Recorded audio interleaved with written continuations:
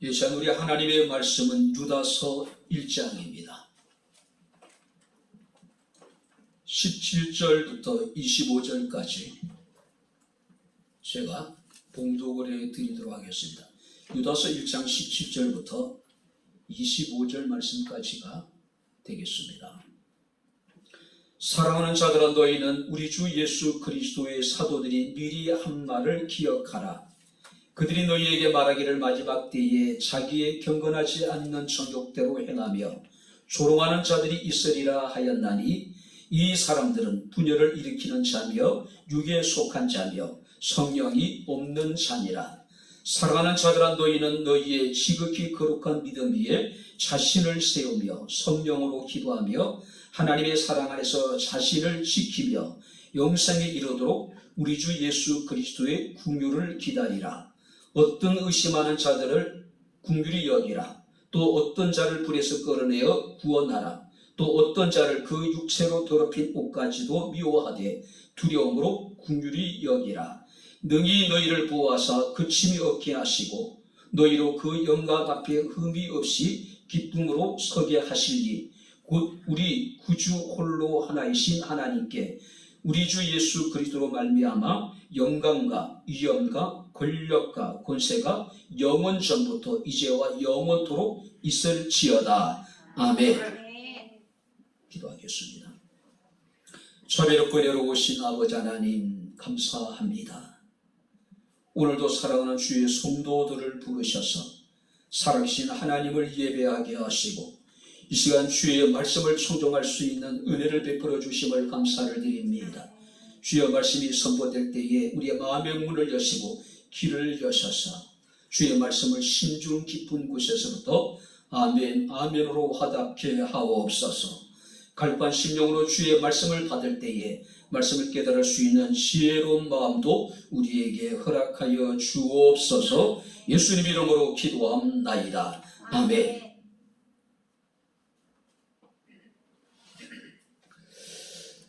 할렐루야. 사람이 어떻게 살 것인가라고 하는 문제는 대단히 중요하고 심각한 문제가 아닐 수 없습니다. 이것은 결코 우리 그리스도인만의 문제가 아닙니다. 대도시에서 사는 사람들이나 또 시골에 사는 사람들이나 조용한 사무실에서 근무하는 사람이나 요란한 현장에서 근무하는 노동자들이나 또 머리를 싸매고 연구하는 학자들이나 또 공부하는 학생들이나 또 남자나 여자나 성인이나 또 청년이나 모든 사람들이 우리가 어떻게 살 것인가에 대해서 고민하고 있습니다.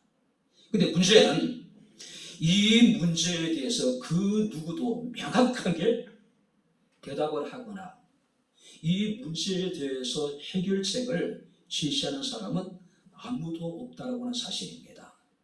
우스갯소리로 혹자가 그런 얘기하는데, 세상에 없는 것이 세 가지 있는데 하나가 공짜고 두 번째는 비밀이고 세 번째는 정답이라고 이야기를 합니다. 세상을 우리가 어떻게 살 것인가에 있어서 우리가 명확하게 정형화된 정답은 없다는 이야기죠.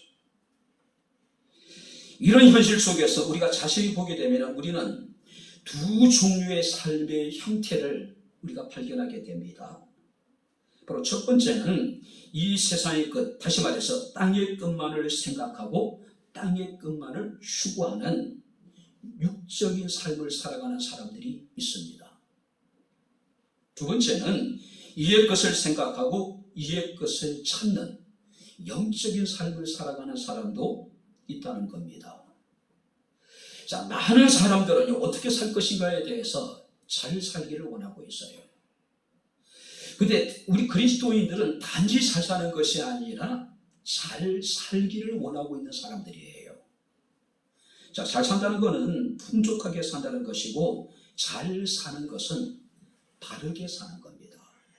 그래서 우리가 잘 사는 것도 중요하지만 더 중요한 건 뭡니까? 잘 살아가는 것, 바르게 살아가는 것. 자, 오늘 사도 바울은 골로새 교회 성도들 향해서 이런 이야기합니다. 골로새서 3장 1절 2절에 그러므로 너희가 그리스도와 함께 다시 살리심을 받았으면, 한번 따라해 보시기 바랍니다. 이의 것을 찾아라. 자, 거기는 그리스도께서 하나님 우편에 앉아 계시느니라 이의 것을 생각하고 땅의 것을 생각하지 말라고 이야기하고 있어요. 우리는 이의 것을 생각하고 이의 것을 찾는 사람들이라는 겁니다. 왜? 우리는 영적인 사람들이기 때문에, 영에 속한 사람들이기 때문에 그렇다는 겁니다. 자, 오늘 본 말씀을 보게 되면은 예수님의 막내 동생이라고 알려져 있는 유다라고 하는 사람이 바로 성도들에게 마지막 날에 거짓 조사들이 횡행하는 시대에 우리가 어떻게 살아가야 될 것인가를 우리에게 교훈해 주고 있는 겁니다. 특별히 여러분들이 마지막 날에 되게 되면 세속주의가 만연하게 될 것이고 거짓 선지자들이 나타나서 할 수만 있다면 믿는 자들을 미혹하게 하고 있는 거예요. 할 수만 있다면 믿는 자로 하여금 뒤로 물러가 실물에 빠져 멸망하게 하려고 하는 것이 거짓 조사들이 모습이라는 겁니다. 특별히 우리가 17절 말씀을 보시기 바랍니다. 사랑하는 자들아 너희는 우리 주 예수 그리스도의 사도들이 미리 한 말을 기억하라. 말세가 되게 되면 사람들이 세속주의에 빠지게 될 것이고 거짓 조사들이 나타나서 믿는 자들을 미혹하게 될 것이란 이야기예요. 우리가 믿음을 가지고 경건한 삶을 살아간다는 것이 굉장히 힘들어지게 될 것이란 이야기예요. 그때 유다는 우리에게 이르기를 우리 주 예수 그리스도의 사도들이 미리 한 말을 기억하라. 예전에 주의 형제였던 유다가 또 뿐만 아니라 예수님을 따랐던 주의 제자들이 우리에게 했던 그 이야기들을 마음 깊이 다시 한번 되새겨보라는 이야기예요. 특별히 사도들이 말한 것이라고 하는 것은 마지막 때에 나타나는 시대적인 현상 뿐만 아니라 거짓 조사들의 출현에 대해서 이미 예고를 했단 말이에요. 예언을 했단 말이에요. 그래서 그들이 우리가 어떻게 살아가야 될 것인가에 대해서 이미 이야기를 해줬다는 이야기, 그것들을 생각해 보라는 이야기예요. 거짓 교사들에 대한 경고는요, 예수님 시대에도 예수께서 친히 하셨습니다. 여러 사도들을 통해서 끊임없이 경고되어졌단 말이에요.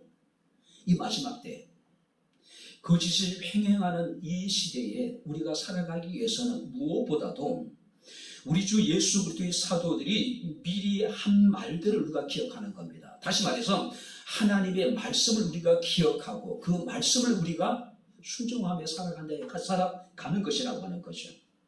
자, 그렇다면은 바로 우리 주 예수 그리스도의 사도들이 미리 한 말 가운데 마지막 시대를 살아가는 그 시대의 특징, 말세를 살아가는 사람들의 삶의 모습이 기록되어 있습니다. 먼저 한번 18절 말씀을 같이 한번 읽겠습니다. 그들이 너희에게 말하기를 마지막 때에 자기의 경건하지 않는 정욕대로 행하며 조롱하는 자들이 있으리라 하였나니. 자, 그들이 말하기를, 그들이 너희에게 말하는, 그들이 누구니까? 우리 주 예수 그리스도의 사도들이 마지막 시대를 살아가는 사람들에게 이미 우리에게 경고를 했습니다.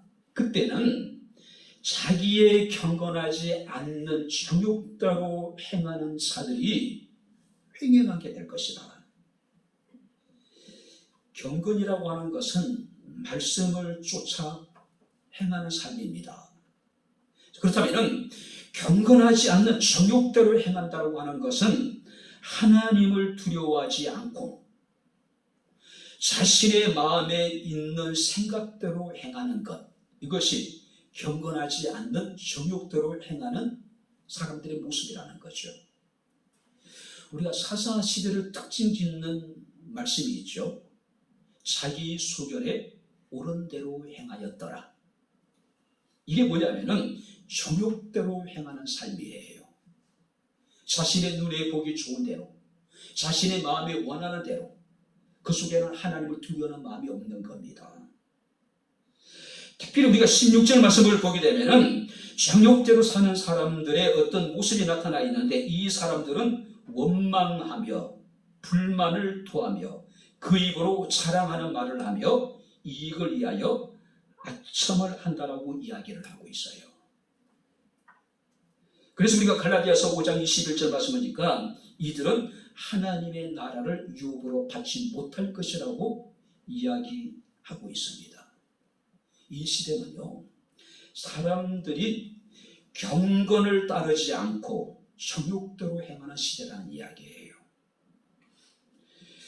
두 번째 말씀을 보게 되면 18절에 이렇게 얘기하고 있습니다. 그들은 너희에게 말하기를 마지막 때에 자기의 경건하지 않는 정욕대로 행하며 조롱하는 자들이 있을 것이다.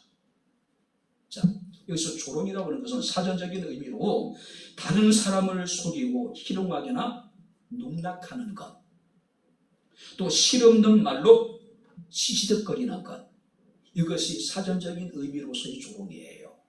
자, 그렇다면은 본문에서 말하고 있는 조롱하는 자라고 하는 것은 비웃는 사람 뜻을 가지고 있습니다. 하나님의 말씀과 신앙의 질서와 도덕을 멸시하고 무시하고 그것을 적대시하는 사람. 마지막 날에 되게 되면은 이런 자들이 반드시 나타나게 될 것이라는 이야기예요. 진리를 조롱하고 하나님의 말씀을 대적하고 무시하는 사람들. 자신을 신령한 자로 그들은 이해를 하고 있습니다. 그래서 하나님의 계시의 말씀을 우습게 여깁니다. 자신의 마음에 나오는 생각들이 계시의 말씀인 성경보다도 더 우월하다고 생각하는 거예요. 다시 말해서 하나님의 말씀보다 자신이 더 똑똑하다고 생각하는 것들이에요. 아주 오래전에 기독교 방송에 소개됐던 이야기가 있습니다. 어느 권사님이 교회에 이제 새벽 예배를 나가시는데 새벽에 나가시면서 이제 사람들이 없잖아요. 한적한 거리. 그래서 노래를 흥얼대며 찬송 흥얼대면서 지나가는데 이제 어느 골목을 지나는데 옆에 그 술이 만취된 그 새벽에 젊은 두 사람이 자기 몸 하나 가루지 못하고 길거리에 주저앉아 있는 겁니다. 그래서 이제 찬송을 부르면서 새벽 예배에 가는 그 권사님을 향해서 그런 얘기를 하더래요. 미친 것들. 조롱하는 거죠. 우습게 여기는 거예요. 그래서 그런 얘기를 하는 거예요. 그 새벽 시간에 교회에 나가서 국가 민족을 위해서 가정을 위해서 기도하는 그 권사님이 미친 것인지 밤새도록 술을 마시고 술에 취해서 자기 몸 하나 가루지 못하고 길거리에 주저앉아 있는 그들이 미친 것인지 누가 미쳤다고 생각합니까? 지금도 세상은 우리 기독교인들을 미쳤다 그러죠. 그래서 도저히 우리를 이해할 수가 없는 거예요. 그래서 그들은 우리를 이해하지 못하니까 자신들의 기준으로 우리를 바라보고 우리를 조롱하는 거예요.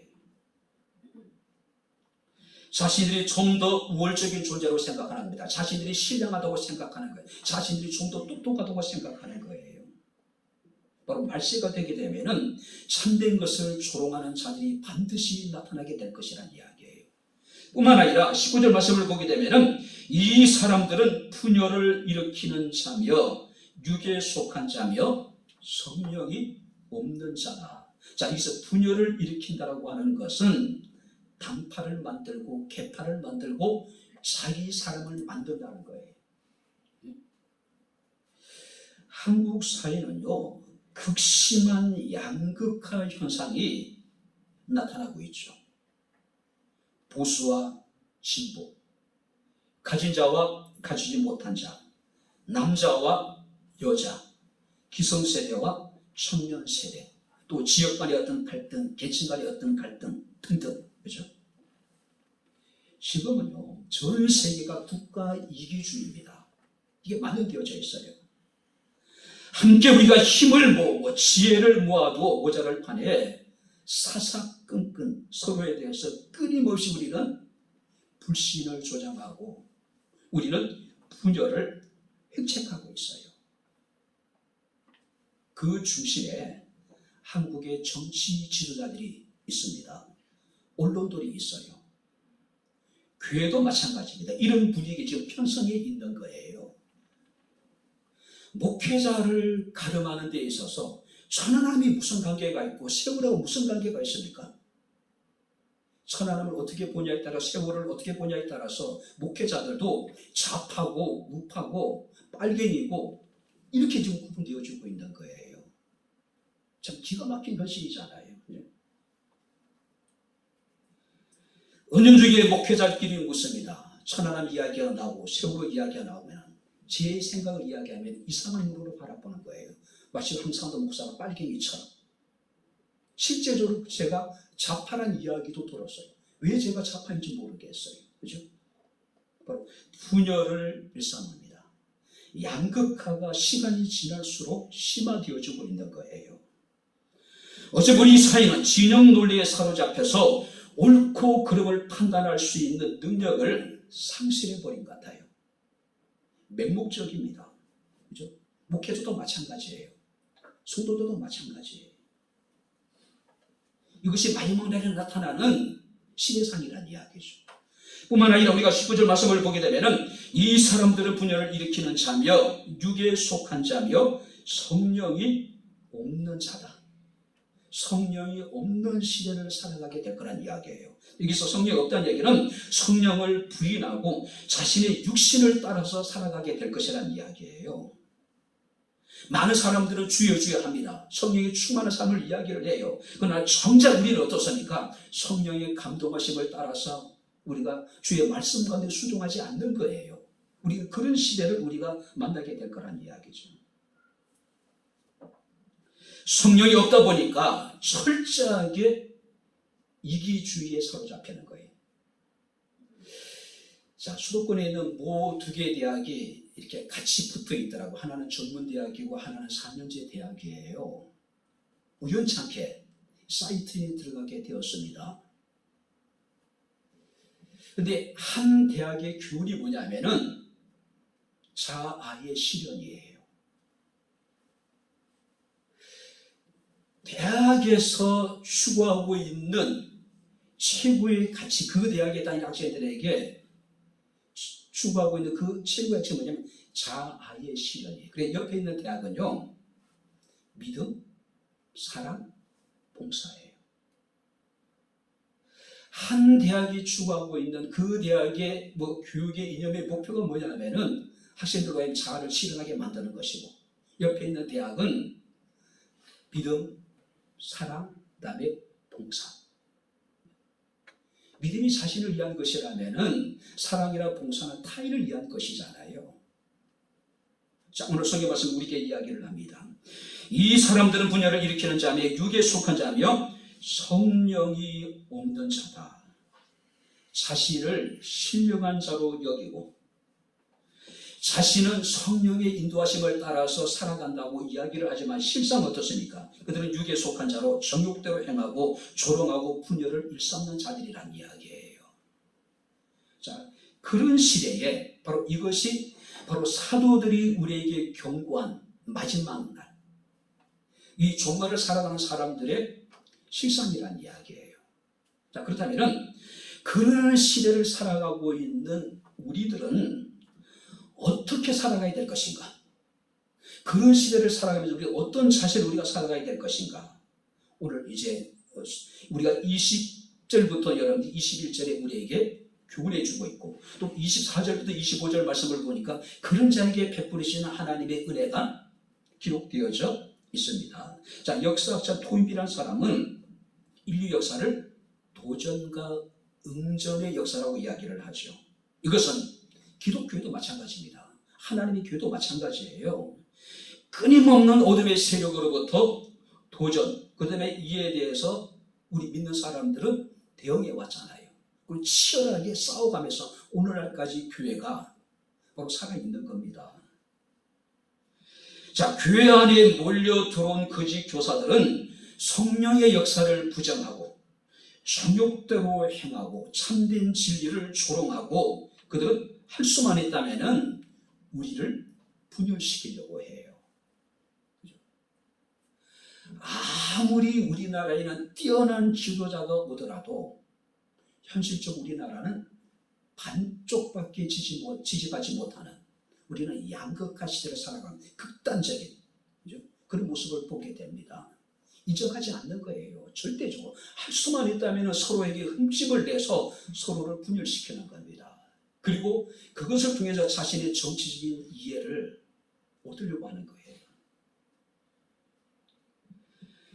오늘 거짓 교사들을 추종하는 사람들이 분명히 나타나게 될 거라고 이야기를 합니다. 자, 그런 시대에 바로 유다는 우리들에게 우리 어떻게 살아가게 될 것인가를 얘기하고 있는데, 자, 20절, 21절 같이 읽겠습니다. 사랑하는 자들아, 너희는 너희의 지극히 거룩한 믿음 위에 자신을 세우며 성령으로 기도하며 하나님의 사랑 안에서 자신을 지키며 영생에 이르도록 우리 주 예수 그리스도의 긍휼을 기다리라. 원래 20절, 21절은 한 문장이에요. 그리고 이 말씀의 핵심은 뭐냐면은 지키다. 지키다. 자, 하나님은 우리를 지키시는 이라고 시편 111편에 말씀하고 있습니다. 할렐루야. 하나님은 우리를 지키시는 분이에요. 그 누구도 하나님의 사랑에서 우리를 끊을 수가 없습니다. 자, 뿐만 아니라 더 중요한 것은요, 하나님이 우리를 지키시기 위해서는 우리가 성경 말씀을 보게 되면은 하나님의 사랑 안에 우리가 머물러 있어야 된다는 이야기예요. 자, 여러분들이 제가 자주 인용했던 그 예하죠. 사우나 갈 때에 예전에 보게 되면은 카운터에 경고 문구가 있습니다. 뭡니까?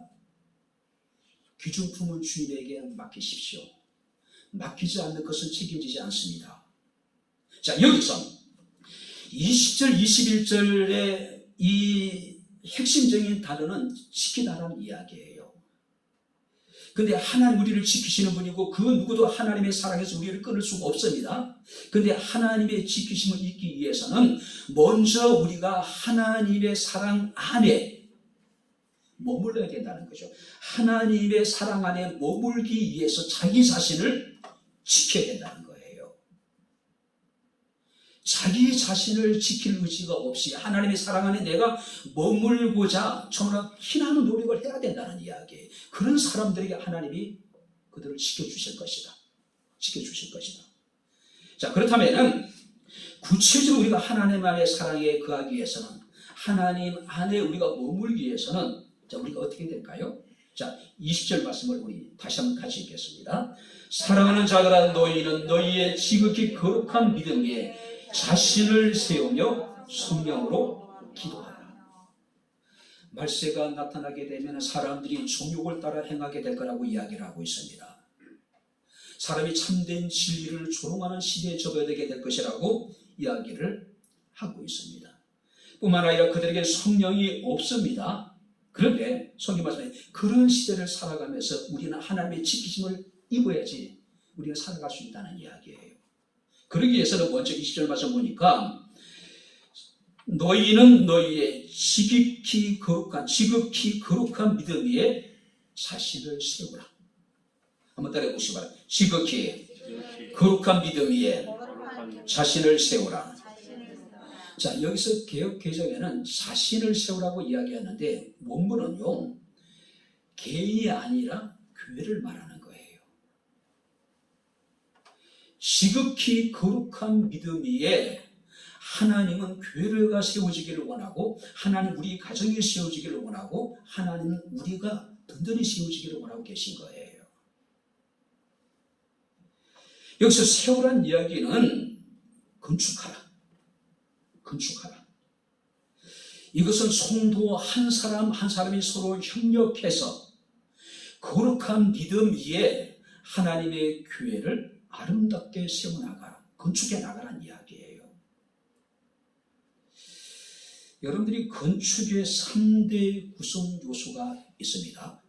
첫 번째가 뭐냐면은 모든 건축물은 구조적으로 일단 안전해야 돼요. 두 번째가 뭐냐면은 기능적으로 실용성이 있어야 됩니다. 아무리 크더라도 실용성이 없으면 그 건물은 가치가 없는 거예요. 세 번째가 뭐냐면은 예술적인 아름다움, 다시 말해서 미적인 아름다움이 있어야 된다는 거예요. 구조적으로 안전하고 기능적으로 실용성이 있고 예술적으로 아름다움이 있어야 되는데, 아무리 구조적으로 안전하고 기능적으로 실용성이 있고 예술적인 아름다움이 있다 하더라도 더 중요한 건 뭡니까? 기초가 튼튼해야 돼요. 기초가 튼튼해야 돼요. 만약에 안전하고 실용성이 있고 또 예술적인 아름다운 그런 미가 있는 건물이라 하더라도 그 기초가 튼튼하지 않으면은 그 건물은 그야말로 사상누각에 지나지 않는 거예요. 여러분들이 성경 우리에게 이야기를 합니다. 지극히 거룩한 믿음 위에 자기를 세워라. 우리의 믿음의 기초는 뭡니까? 우리의 신앙의 기초는 뭐가 되어야 됩니까? 바로 지극히 거룩한 믿음 위에 우리가 세워져야 된다는 이야기예요. 화려한 신앙의 이력도 중요할 수 있어요. 교회 앞에서 내가 어떤 직분을 받는 것도 중요합니다. 내가 다양한 선한 일에 힘쓰고 봉사활동을 하고 우리가 많은 기도 생활을 하고 물론 다 좋습니다. 그러나 중요한 것은 우리의 모든 우리의 봉사나 헌신이나 신앙이 지극히 거룩한 믿음 위에 우리가 온전히 세워져 있을 때 그것이 의미가 있는 것, 가치가 있는 거예요. 이 믿음 위에 서 있지 못하다 보니까 그렇게 열심히 예배를 드렸던 사람이, 그렇게 열심히 봉사활동했던 사람이, 오랜 신앙의 연륜을 자랑하고 그랬던 사람이 쉽게 실족하고 낙심하고 뒤로 물러가 신륜에 빠져 멸망하는 이유가 뭡니까? 거룩한 믿음에 그가 견고히 서 있지 않기 때문에 그렇다는 거죠. 여기서 거룩한 믿음이라고 하는 것은 깨끗하고 순수한 믿음입니다. 그것은 25절에 이렇게 이야기하고 있습니다. 우리 구주 홀로 하나이신 하나님께 우리 구주 예수 그리스도로 말미암아 영광과 위엄과 권력과 권세가 영원 전부터 있을 것이다. 영원부터 이제부터 영원토록 있을 것이라고 이야기를 하고 있어요. 우리 구주 홀로이신 하나님이신 예수 그리스도를 믿는 믿음, 이 믿음 위에 우리가 든든히 세워져야 된다는 거죠. 우리 가정이 세워져야 되고 우리 교회가 세워져야 된다는 이야기예요. 마태복음 6장 16절에 베드로가 사람이 나를 누구라 하느냐 물어봤을 때, 또 너희는 나를 누구라 하느냐 물어봤을 때 베드로 이런 고백합니다. 주는 그리스도요 살아계신 하나님의 아들입니다. 그때 예수께서 베드로에게 말씀하십니다. 바요나 시몬아, 내가 복이 있다라고 이야기를 하고 있어요. 그리고 말씀하시기를 이 반석 위에 내 교회를 세우리니 음부의 권세가 이기지 못할 것이다. 이게 반석이라고 하는 것은 베드로가 고백한 예수 그리스도에 대한 신앙의 고백이기에 하나님의 교회가 세워지게 될 것이라는 이야기예요. 그래서 우리가 그 골로새서 말씀을 보게 되면은 사도 바울은 골로새 성도들에게 그러므로 너희가 그리스도 예수를 주로 받았으니 그 안에서 행하되 그 안에 뿌리를 박으며, 그 안에 뿌리를 박으래. 우리로 하여금 그 안에 누굽니까? 예수 그리스도를 믿는 믿음 안에 뿌리를 박고, 그리고 세움을 받아 교훈을 받은 대로 믿음에 굳게 서서 감사함을 넘치게 하라. 한번 따라해 보시기 바랍니다. 그 안에 뿌리를 박으라. 예수 그리스도를 믿는 믿음 안에 우리가 뿌리를 깊이 내려야 된다는 이야기, 그 위에 우리가 서 있어야 된다는 이야기예요. 그래서 베드로후서 3장 17절에 베드로는 그러므로 사랑하는 자들아 너희가 이것을 알았은즉 무법한 자들의 미혹에 이끌려 너희가 굳센 데서 떨어질까 조심하라. 굳센 믿음에서 너희가 떨어질까 늘 조심하라. 경계하라는 이야기예요. 바랍니다. 우리의 믿음을 지켜나가기 힘든 우리는 시대를 살아가고 있습니다. 그것과 믿음 위에 자기 자신을 굳게 세워서 좌로 우로 치우치지 아니하고 믿음의 견고한 저와 여러분들의 삶이 될 수 있기를 주의 이름으로 축원합니다. 그랬으면 좋겠어요. 거룩한 믿음에 우리가 든든히 세워지는 겁니다. 아무리 코로나가 창궐하고 사람들이 뭐라고 하든 간에 우리의 현실이, 우리의 처해있는 상황이 우리의 믿음을 지켜나가기 힘든 그런 시대를 살아가고 있을지라도 거룩한 믿음 위에 견고하게 서서 흔들리지 않는 사람들, 우리 백향목교회 모든 성도들이 될 수 있기를 주의 이름으로 축원합니다. 두 번째 말씀을 보시기 바랍니다. 20절 다시 한번 읽겠습니다. 사랑하는 자들아, 너희는 너희의 지극히 거룩한 믿음 위에 자신을 세우며 성령으로 기도하며, 성령으로 기도하는 것. 자, 여기서 성령으로 기도한다는 얘기는 성령 안에서 기도하고, 성령의 능력을 힘입어서 기도하고, 성령의 도심으로 기도하고. 그죠? 자, 성령에 의해서, 성령 안에서 성령을 힘입어 성령의 도심으로. 그걸 뭘 말합니까? 기도라고 하는 것은 누구나 할 수 있는 것은 사실입니다. 하지만 기도는 아무렇게나 할 수 있는 것이 아니란 이야기예요. 올바른 기도는, 참된 기도는 오직 성령 안에서 성령의 능력을 힘입어서 성령의 도심만으로 하나님 앞에 드릴 수 있는 거예요. 그죠? 이 이야기는 우리의 의지로, 우리의 힘으로 우리가 참된 기도를 한다는 것이 얼마나 힘든가를 우리에게 보여주고 있는 거예요. 그래서 우리가 로마서 8장 26절에 이와 같이 성령도 우리의 연약함을 도우시나니 우리가 마땅히 기도할 바를 알지 못하나 오직 성령이 말할 수 없는 탄식으로 우리를 위하여 친히 간구하시느니라. 우리가 마땅히 기도할 바를 알지 못하나, 우리는 그런 사람이에요. 기도의 정의에 대해서 알고 있습니다. 기도의 당위성에 대해서 우리는 분명히 알고 있어요. 그런데 문제는 뭡니까? 우리는 마땅히 기도해야 됨에도 불구하고 사실 우리는 스스로 자신의 의지로 기도하기가 쉽지 않다는 이야기예요. 온전한 하나님의 사람들은 어떤 사람들입니까? 성령을 따라서, 성령 안에서 성령의 능력을 힘입어 성령의 도우심으로 기도하는 사람이라는 거죠. 그래서 우리가 사도 바울 에베소 교회 성도들에게 이런 이야기합니다. 모든 기도와 간구를 하되 항상 성령 안에서 기도하고. 할렐루야. 모든 기도와 간구를 하되 항상 성령 안에서 하래요. 그리고 더 중요한 얘기 나옵니다. 이를 위하여 깨어 구하기를 항상 힘쓰라. 할렐루야.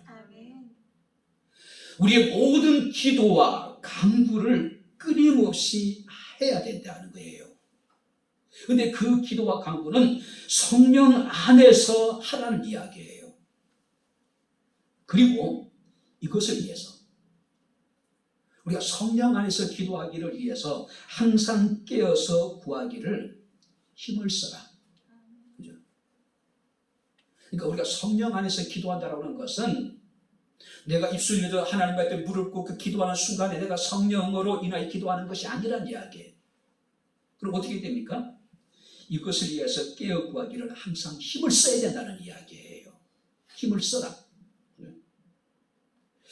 여러분들이 혹시 내가 기도해야 되겠다 마음 먹고 한번 자리를 잡고 기도해 본 경험이 있으시죠? 저도 마찬가지입니다. 성령의 도우심을 의지하지 않고 내 의지로 기도한다고 앉아서 기도를 시작을 합니다. 의지적으로.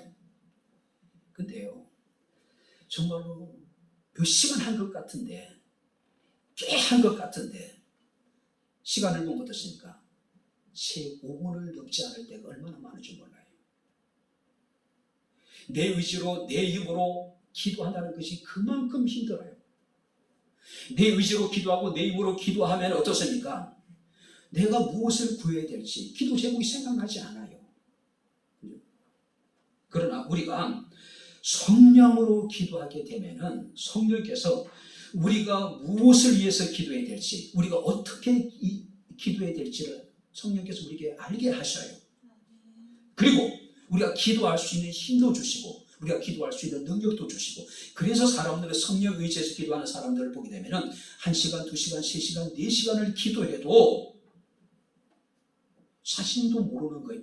벌써 시간이 이렇게 됐어? 고등학교 2학년 때 처음 교회를 다녔습니다. 4월달에 교회를 나가고 7월달에 수련회를 갔습니다. 광탄에 있는 천국기도원이라고 하는 조그마한 기도원이에요. 자, 교회 다니지 이제 한 3, 4개월 정도 됐는데 뭘 알길 수 있겠어요? 기도가 뭔지, 신앙생활이 뭔지, 내가 믿는 믿음이 무엇인지도 모르고 그냥 교회를 다닌 거예요. 그러다 수련회를 따라간 거예요. 마지막 날 밤에 전도사님이 저희를 이제 기도원 옆에 있는 나지막한 언덕으로 데리고 올라가시더라고요. 학생들에게 소나무 하나씩 붙잡으래요. 그리고 기도하래요. 뭘 기도해야 되는지, 어떻게 기도해야 되는지 몰랐어요. 근데 전도사님 그런 얘기 했습니다. 소나무 뿌리 하나씩 뽑으라고. 깜깜한 밤에 학생들을 여기저기 소나무 밑에다가 이렇게 떨어뜨려 놓은 거예요. 뭘 어떻게 기도해야 되지 못하고 그냥 소리쳐 냈었습니다. 주여, 주여. 그 주님이 어떤 분인지도 몰랐어요. 근데 하나님이 저를 긍휼히 여겼으니 놀라운 하나님의 은혜가 임했습니다. 갑자기 혀가 말려 들어가더라고요. 그래서 알 수 없는 말이 입에서 튀어나온 거예요. 방언입니다. 그리고 하나님이 슬라이드 비춰주듯이 지난날의 저의 모습을 계속 비춰주시는 거예요. 눈물, 콧물, 얼굴에 범벅이 됩니다. 황토기 얼굴에 범벅이 돼요. 그리고 얼마나 기도했는지 몰라요. 그 이후에 학생들이요, 시간만 되면 학생들이 시간만 되면 교회 모여가지고 기도회를 가져요. 몇 시간씩요. 제 개인적으로 제 신앙에 있어서 가장 하나님 앞에 성령의 인도하심을 따라서 많이 기도했던 그런 시가 아닐까 생각이 돼요. 믿음이 뭔지, 내가 믿는 주님이 어떤 분인지, 기도가 뭔지, 어떻게 해야 될지도 알지 못하지만은 하나님의 은혜를 입게 되니까 그 당시에는 기도 시간이 그렇게 즐겁고 좋아요. 공휴일되면 학생들 학교 안 가잖아요. 그럼 학생에서 기도의 시간을 가져요. 그래 학생들끼리 모여가지고 기도를 하는 거예요. 몇 시간씩요. 정시대 부추살만 먹어가면서 같이 기도하는 거예요. 오늘 성경 우리에게 이야기를 하고 있습니다. 온전한 믿음, 참된 경건의 삶을 살아가기가 힘든 그런 시대에 주께서 우리에게 말씀하십니다. 성령으로 기도하라고. 할렐루야. 성령 안에서 성령의 능력을 힘입어서 성령의 도우심으로 기도하면은 하나님이 우리가 무엇을 어떻게 기도해야 될지, 또 우리가 그 기도를 할 수 있는 힘과 능력과 지혜를 주실 것이라는 이야기예요. 성령으로 기도할 수 있는 저와 여러분들이 될 수 있기를 주의 이름으로 축원합니다. 성령으로요. 세 번째 뭡니까? 21절을 같이 읽겠습니다. 하나님의 사랑 안에서 자신을 지키며 영생에 이르도록 우리 주 예수 그리스도의 긍휼을 기다리라. 하나님의 사랑 안에서 자신을 지키라. 자, 여기 보세요. 자신을 지킨다는 이야기는 자신을 보호하고 자신을 유지하라. 강조점은 하나님의 사랑 안에, 하나님의 사랑 안에 내가 계속해서 머물 수 있도록 너 자신을 지키라. 하나님의 사랑 안에 머물러 있는 상태를 계속해서 유지해 나가라. 계속해서. 자, 여기서 사랑 안에 거한다라고 하는 것은 하나님의 사랑 안에 머물다는 뜻을 가지고 있습니다. 결국 뭡니까? 하나님의 말씀 안에 머물다는 의미도 포함되어져 있겠죠. 그리고 그 사랑 안에 머물 수 있도록 자기 자신을 지키라. 그 하나님의 사랑 안에 계속 머물 수 있도록 유지하고 있어라. 머물러 있으라는 이야기예요. 그것을 자기를 지키는 것이라고 이야기를 하고 있어요. 신앙생활이라는 것은 가만히 보면은요, 누구와 싸우고 누구와 경쟁하는 것이 아닙니다. 자, 여기 보세요. 우리가 마귀들과 싸우지라 제약 벗은 영혼아, 우리 차중하고 있죠. 우리가 정말로 마귀들과 맞서서 싸워서 승리할 수 있을까요? 정말 우리가 신앙이라고 하는 것은 누구와 무엇과 싸우고 경쟁하는 것이 아니라 자기 자신을 지키는 것이 신앙이에요. 싸워서는 우리가 승산이 없어요. 싸워서는 우리가 이길 수가 없어요. 그죠? 오직 우리가 하나님의 사랑 안에 머물러 있는 것, 바로 하나님의 사랑을 우리가 자기 자신을 지켜나가는 것, 이것이 참된 신앙이라고 이야기합니다. 그래서 우리가 야고보 기자는 이런 이야기를 합니다. 참 하나님 아버지 앞에서 정결하고 더러움이 없는 경건은 고아와 가부를 그 환난 중에 돌아보는 것이고, 또 자기를 지켜서 세속에 물들지 아니하는 그것이다. 참된 경건은 뭡니까? 자기를 지키는 것. 자기를 지키는 것. 그죠? 그리고 우리에게 이야기를 합니다. 21절 말씀 보니까 우리 주 예수 그리스도의 긍휼을 기다리라. 자, 하나님의 긍휼을 기다리라고 이야기합니다. 무슨 얘기냐면은 긍휼을 베푸실 주님이 오실 때까지 너희는 참고 기다리라. 내 자신을 지키라. 하나님의 사랑 안에 머물러 있어라. 지금은 힘들고 너무 고통스럽고, 그죠?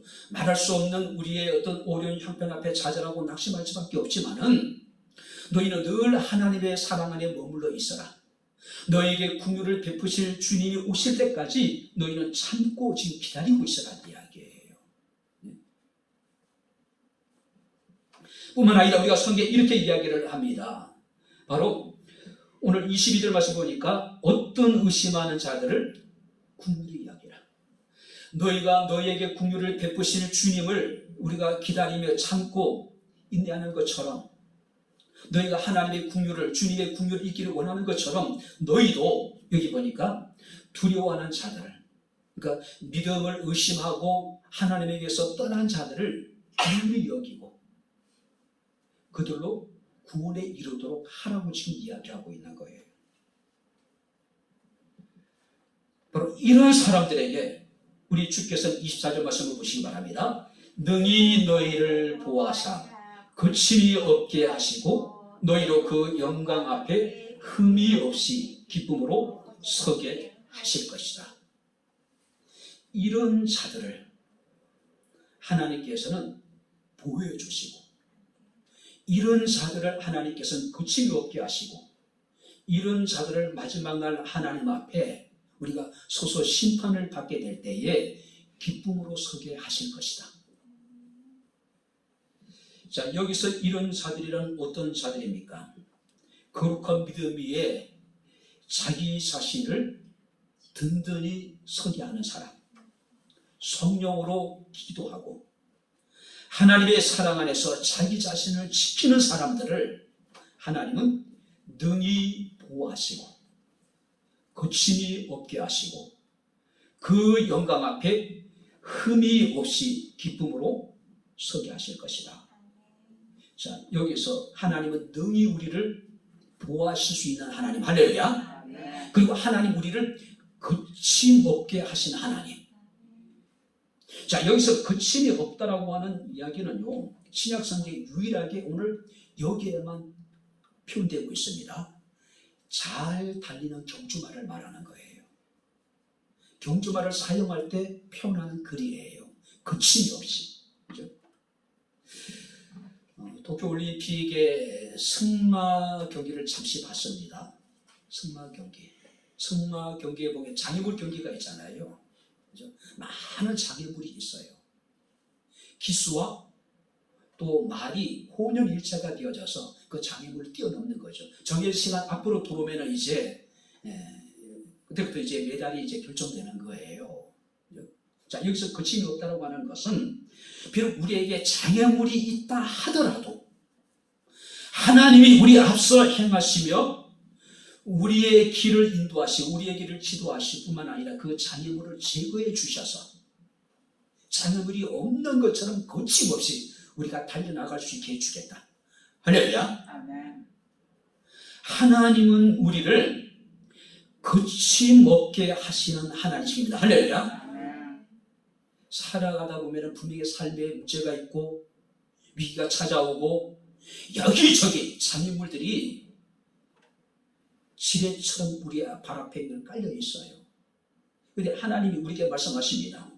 우리가 정말로 우리가 하나님 앞에서 거룩한 믿음의 자신을 세우고 성령으로 기도하고 하나님의 사랑 안에 우리가 머물기 위해서 자기 자신을 지켜나가면은 그 사람들을 보여주실 뿐만 아니라 고침이 없게 해주겠다. 고침없이. 그죠? 장애물이 없다는 이야기가 아닙니다. 장애물이 있다 하더라도 능히 그 장애물을 뛰어넘을 수 있는 능력을 하나님 우리에게 주시겠다는 이야기예요.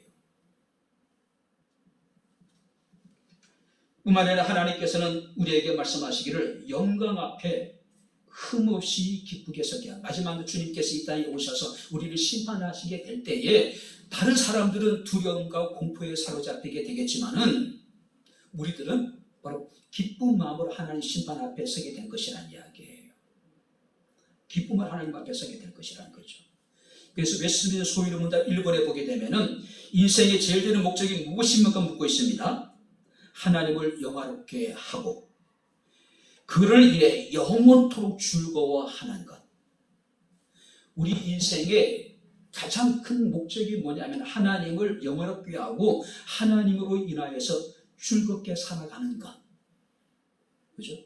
그래서 신학자들은 기독교 신앙을 기쁨과 즐거움의 신앙이라고 이야기를 하고 있어요. 여기서 기쁨과 즐거움이라는 것은 단순한 육체적인 기쁨과 즐거움이 아니라 하나님 당신 자신이 우리에게 기쁨이 될 것이기 때문에 기독교 신앙을 기쁨과 즐거움의 신앙이라고 이야기를 하고 있는 겁니다. 이제 말씀을 마치도록 하겠습니다. 참 신앙생활하기 힘든 시대를 살아가고 있습니다. 그야말로 말세라고 이야기를 하죠. 코로나로, 무더위로, 또 불규칙한 불안정한 날씨 등등, 그 다음에 우리의 어떤 현실 등, 그죠?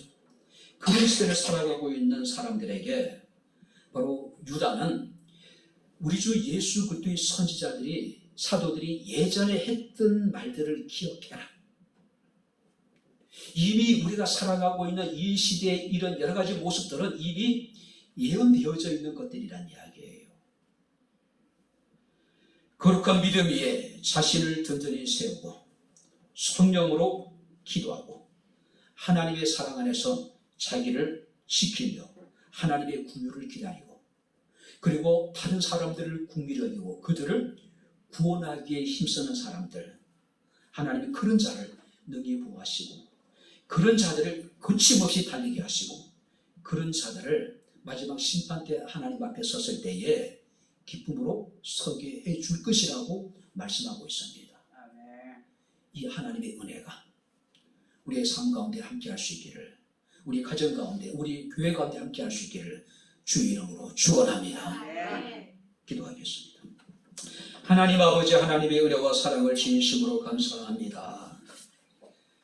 믿음으로 살아간다는 것이 우리 자신을 지키며 경건한 삶을 산다는 것이 얼마나 어렵고 힘든지를 우리는 압니다. 아버지 하나님, 우리가 얼마나 무기력하고 연약한 존재인지도 우리가 압니다. 하나님께서 우리에게 은혜를 베푸시고 하나님께서 우리에게 긍휼을 베푸셔서 거룩한 믿음에 우리가 든든히 서게 하시고 날마다 성령으로 기도하게 하시고 하나님의 사랑 안에서 우리 자신을 지켜나갈 수 있는 은총을 베풀어 주옵소서. 긍휼의 하나님이 이 땅에 오셔서 우리를 참으로 긍휼히 여기실 그날을 바라보며 이 땅의 많은 사람들을 옳은 대로 인도하여 아버지 하나님의 긍휼에 함께할 수 있는 은혜를 우리에게 허락하여 주옵소서. 하나님께서 우리를 능히 부하여 주시고 우리의 인생을 거침이 없게 하시고 마지막 하나님의 심판대 앞에 기쁨으로 설 수 있는 은혜를 베풀어 주옵소서. 예수님 이름으로 기도합나이다. 아멘.